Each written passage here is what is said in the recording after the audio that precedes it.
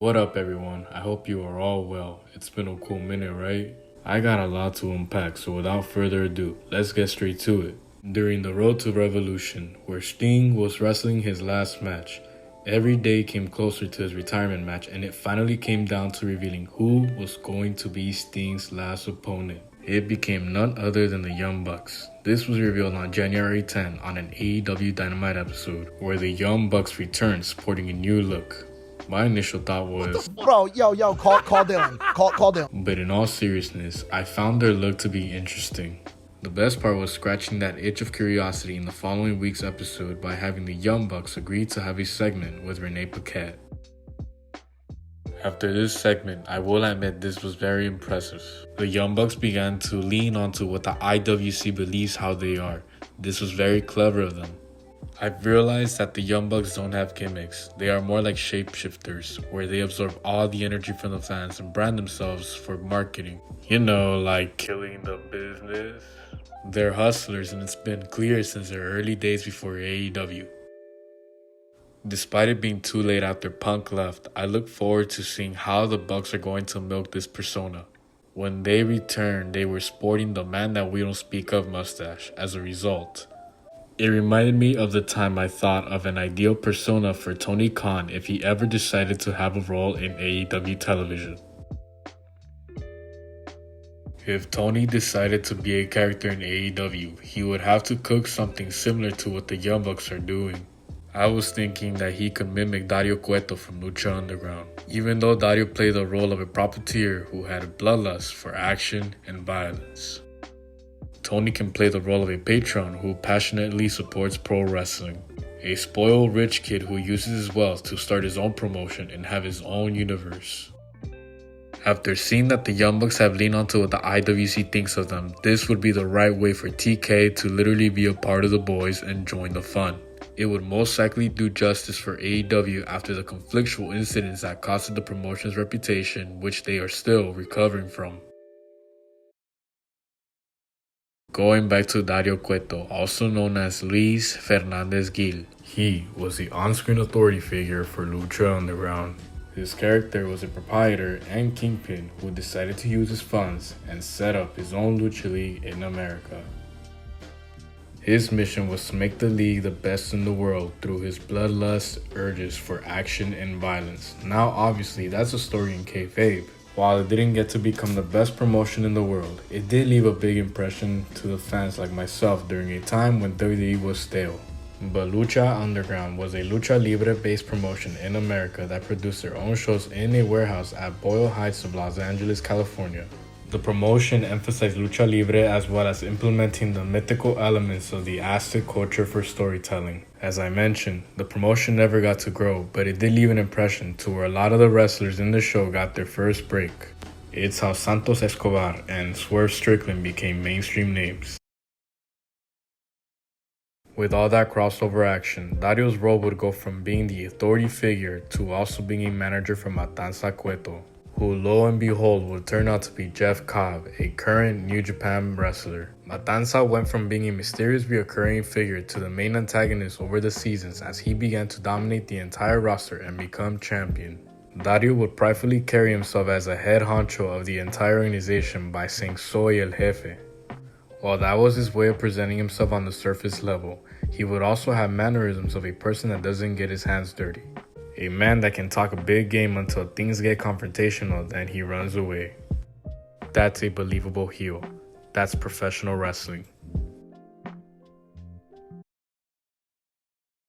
In a nation like the US that profits off of drama and negativity like the UFC and YouTube Boxing, it is the only way to get to the top in showbiz.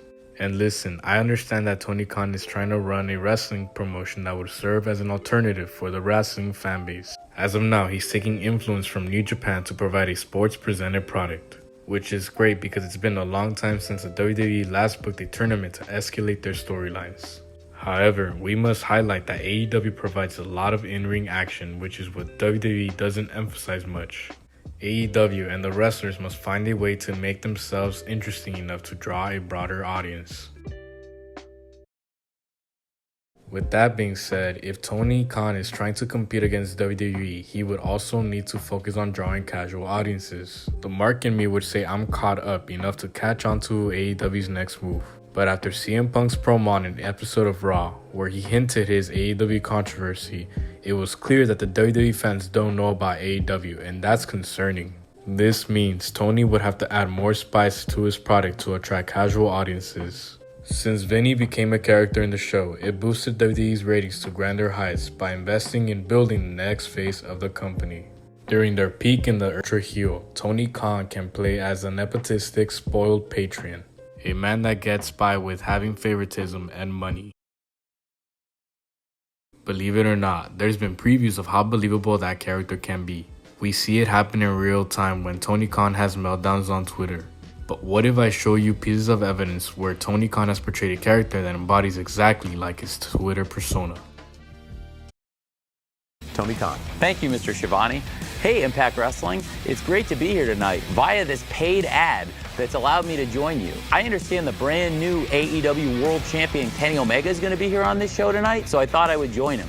If I wanted to stop it, Tony, I absolutely could. Yes, I know that. I could file an injunction, I could tell Kenny he's in breach of contract, but I'm not going to do that. Instead, I thought I would actually help fund the show via this ad because I think it's going to help.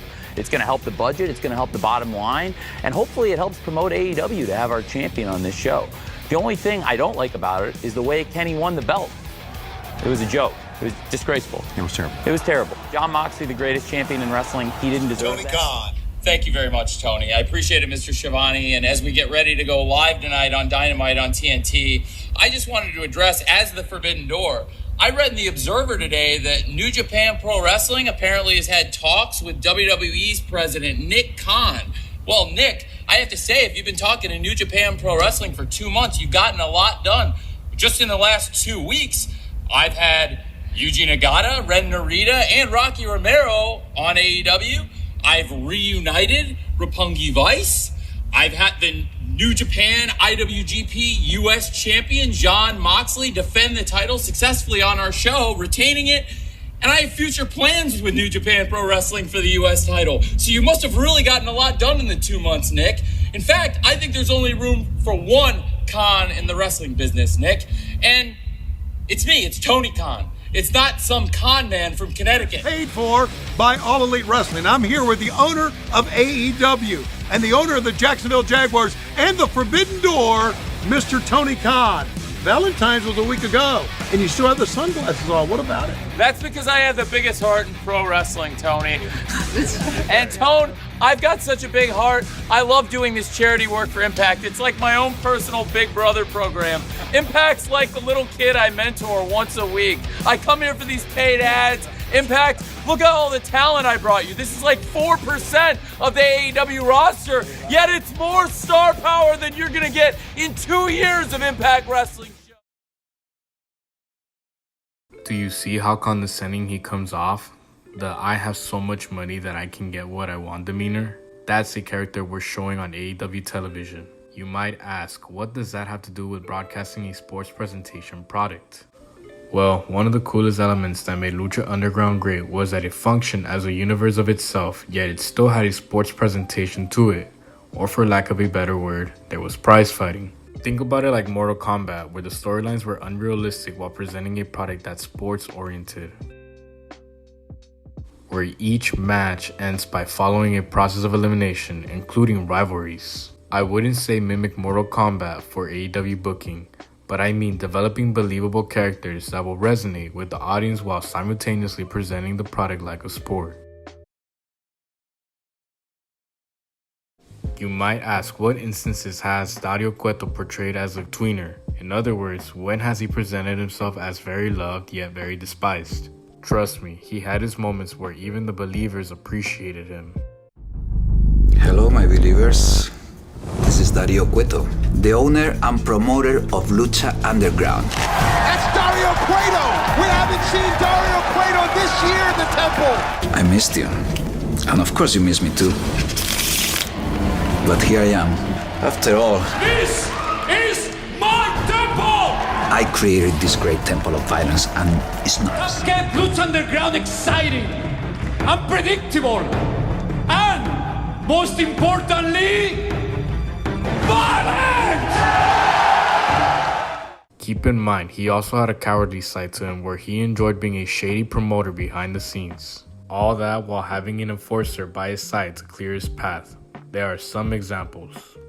Amen. They didn't have a match. That was Pentagon Jr. This is Pentagon Dark. Please, I've told you 3 times. Where do you come up with this, man? Wait a minute. Dario Cueto knew that the Lucha Underground title was about to leave. Dario got involved, and now Pentagon Dark has his hands on our owner. Break his arm. He's going to break his arm.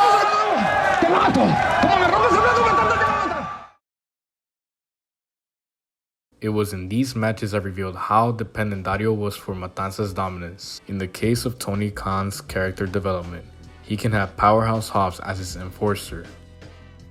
It can be anyone, quite frankly, but let's just use Hobbs as an example. I picked him because he has been very vocal about his support towards Tony Khan's tweeting spree. Also, it's a better role for him than being in the Don Callis family, which doesn't give him any recognition. It would build him up as a legit threat while in the process of building up the next big star. If you haven't watched any of my previous videos, I have always mentioned that hustle inspires hustle. Tony Khan has openly admitted that he is competing and that it is a personal issue for him now. Well, why not become a character that can draw in an audience to watch AEW? Just like everyone tuned in to see Stone Cold rebel against Vinny, Tony Khan can adapt to a similar formula to build a new star for his company. AEW and Tony Khan has experienced many obstacles throughout its 5-year existence. For the most part, their matches always deliver, and that's really what AEW prides itself. Unfortunately, in the US wrestling scene, not everyone pays attention to the good matches. People pay attention to the presentation and character work. I think that I'm speaking for everyone in the US, including myself, that we are all drawn by drama, as I mentioned earlier in the video. Unlike other countries such as south of the border in Latin America or in Asia where they are amused by the action in the ring. I'm going to bounce back to Dario Cueto. He was a cowardly heel who would have had an enforcer to do his dirty work. But he will have his likable moments when he'd propose a good match that the audience can get behind. That's how I envision Tony Khan. Let's be real here for a second. Despite his embarrassing meltdowns on Twitter, we can see that he's a likable dude. The kind of guy you want to sit down with and just talk wrestling. But like everyone else, we all have a flawed side. Instead of accidentally acting out on social media, why not embrace that side as a character? It is far more believable and easy for us fans to get behind. Now that the Young Bucks are leaning onto what the IWC thinks of them, it's time for Tony Khan to be hands off and have an enforcer to do his bidding. No pun intended. Don't believe when they say kayfabe is dead, because it's not. In this day of age, with the media being more intimate to our lives, we are constantly living with propaganda. Just look at the hashtag We Want Cody movement all over the internet. Professional wrestling has always been about suspending disbelief, and in this case, it isn't any different, especially in modern times with social media.